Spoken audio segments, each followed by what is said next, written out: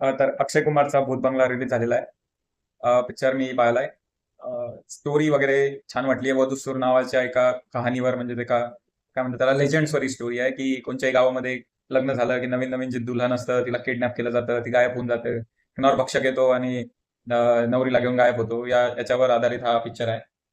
जुन्या काळामध्ये मला वाटतं एक पिक्चर असा बनलेला आहे. त्याचं नाव आणि दुश्मन ज्याच्यामध्ये सुनील दत्त, शत्रुघ्न सिन्हा आहेत आणि ठाकूर असतात एक जे रात्री म्हणजे कोणची नवरी पाहिली त्याच्या अंगामध्ये येतं आणि ते मॉन्स्टर बनतात आणि दुल्हनला गायब करून टाकतात.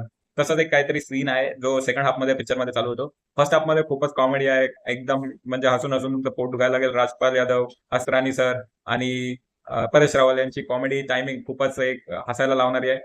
अक्षय कुमारने पूर्णतः फिल्म ओव्हर केलेलं आहे. पूर्ण पूर्ण कहाणी पूर्ण जी स्टोरी आहे ती अक्षय कुमारच्या भोवती फिरते आणि अक्षय कुमार आपल्या कॉमिक टायमिंग आपल्या एक्सप्रेशनने हसवतात. वामिका गाबीचा छोटासा रोल आहे. जास्त काही त्यांनी इम्पॅक्ट पाडलेला नाही या रोलमध्ये.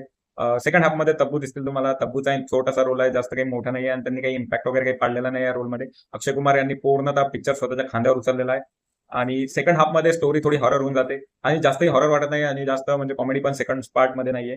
सेकंड पार्टमध्ये माणसाला फक्त वाटतं की बस आता हा पिक्चर संपायला पाहिजे. सेकंड पार्टमध्ये स्टोरीची लिंक आहे म्हणजे एक हॉरर स्टोरी दाखवलेली तर आहे, पण तिच्यात एवढं काही भीती वाटत नाही, एवढं काही इंटेन्स असं हे होत नाही आणि कॉमेडी ही मला तरी झिरो वाटली आहे सेकंड हाफमध्ये. फर्स्ट हाफमध्येच तुमचे पैसे वसूल होऊन जातील एवढं तुम्ही पोटभर असाल.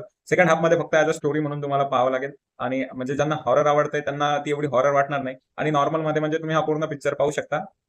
टोटल पिक्चर हा तुम्ही पाहू शकता आणि पाहण्यासारखा आहे. पूर्णतः पिक्चर तुम्ही पाहू शकता. पण तुम्हाला असली जी मजा आहे, जे तुमचं पोट दुखू-दुखू हॉरर कॉमेडी आहे, ती फर्स्ट पार्टमध्येच होऊन जाईल. सेकंड पार्टमध्ये थोडा हॉरर एलिमेंट त्यांनी आणलेला आहे आणि त्याच्यामध्ये तो पिक्चर तुम्हाला हॉरर एवढा काही वाटणार नाही सेकंड पार्टमध्ये. ॲज कम्पेअर टू भूलभुलैया हा पिक्चर थोडा भूलभुलैयापेक्षा कमी आहे. म्हणजे डाऊन आहे याची रेटिंग मला भूलभुलैयापेक्षा. कारण की भूलभुलैयामध्ये तुम्हाला शेवटपर्यंत भीती वाटते आणि कॉमेडी सिक्वेन्स चालूच राहतात. भूलभुलैयाची स्टोरी या पिक्चरची सुद्धा स्टोरी म्हणजे सेकंड हाफमध्ये पण हॉरर स्टोरी एकदम परिपूर्ण आहे. लॉजिक वगैरे लावून तुम्ही ठेवू शकता, की हा स्टोरीमध्ये इंटरेस्ट आहे. म्हणजे पण एवढ्या भीतीदायक असं वाटत नाही.